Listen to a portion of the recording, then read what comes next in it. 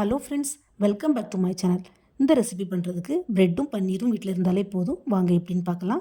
அதுக்கு முன்னாடி நம்ம சேனலில் ஃபஸ்ட் டைம் பார்க்குற வியூஸ் ப்ளீஸ் சப்ஸ்கிரைப் பண்ணி வச்சுக்கோங்க. அப்போ தான் நான் போடுற வீடியோஸ் எல்லாமே மிஸ் ஆகாமல் உடனே உங்களுக்கு நோட்டிஃபிகேஷனில் வரும். நான் இந்த ஸ்நாக்ஸ் பண்ணுறதுக்கு ஒரு 5 ப்ரெட் எடுத்துக்கிறேன். நீங்கள் உங்களுக்கு தேவையான அளவு ப்ரெட் எடுத்துக்கோங்க. இப்போ ஒரு மிக்சிங் பவுல் எடுத்துக்கலாம். அதில் இந்த 5 ப்ரெட்டுக்கும் தேவையான அளவு கடலை மாவு எடுத்துக்கோங்க. அதிலே ஒரு ஸ்பூன் தோசை மாவு கூட ஆட் பண்ணிக்கலாம். இந்த தோசை மாவுக்கு பதிலாக நீங்கள் ஒரு ஸ்பூன் அரிசி மாவு கூட ஆட் பண்ணிக்கலாம்.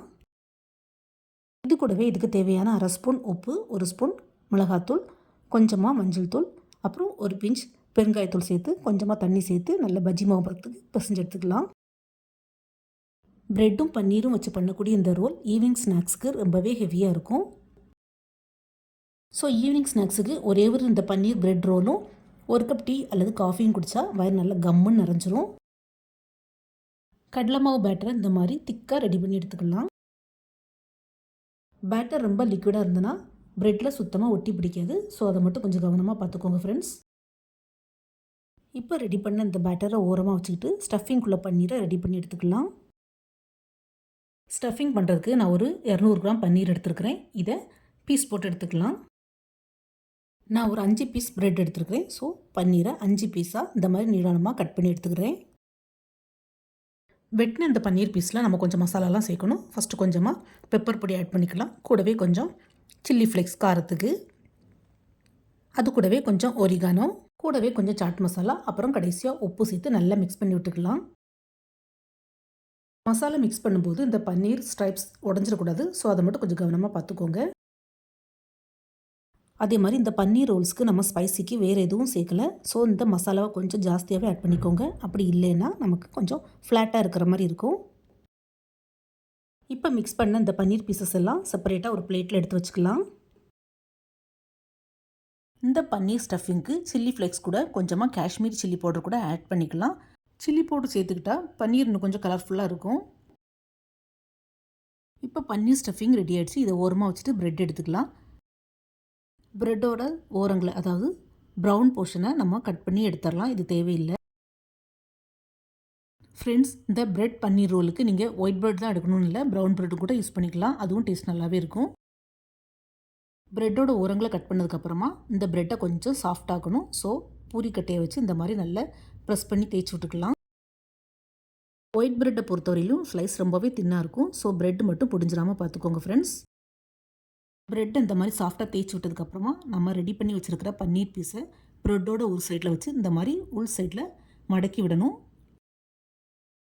ப்ரெட்டை இப்படியே எண்ணெயில் போட்டு ஃப்ரை பண்ண முடியாது. ஸோ இந்த கார்னரை லைட்டாக ஆல்ரெடி நம்ம மிக்ஸ் பண்ணி வச்சுருக்கிற கடலை மாவு வச்சு ஒட்டி எடுத்துக்கலாம்.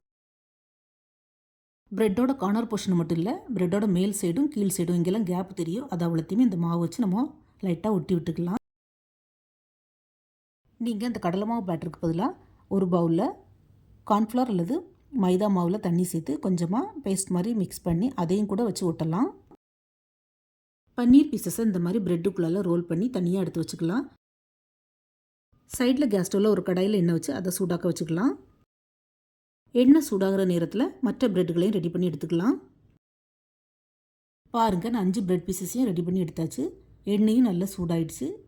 இப்போது நம்ம ரெடி பண்ணி வச்சுருந்த ப்ரெட் பீசஸை ஒன்று ஒன்றா எடுத்து இந்த கடலை மாவு பேட்டரில் டிப் பண்ணி எண்ணெயில் போட்டு பொரிச்சு எடுக்கணும்.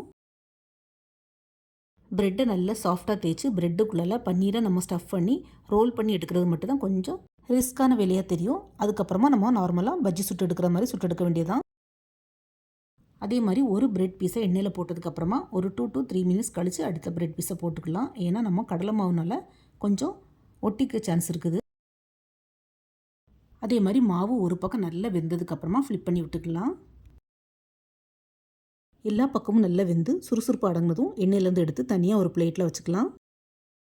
இந்த பன்னீர் பீசஸ்க்கு பதிலாக சீஸ் க்யூப் இருந்தால் அதையும் கூட கட் பண்ணி வச்சு கூட பண்ணலாம். அதுவும் டேஸ்ட் நல்லாயிருக்கும். ஏன்னா கிட்ஸுக்கும் பன்னீர் மாதிரியே சீஸும் ரொம்பவே பிடிக்கும். அதே மாதிரி நீங்கள் நான்வெஜ் சாப்பிடக்கூடியவங்களாக இருந்தீங்கன்னா எக்கு சிக்கனில் கூட இதே மாதிரி ட்ரை பண்ணலாம்.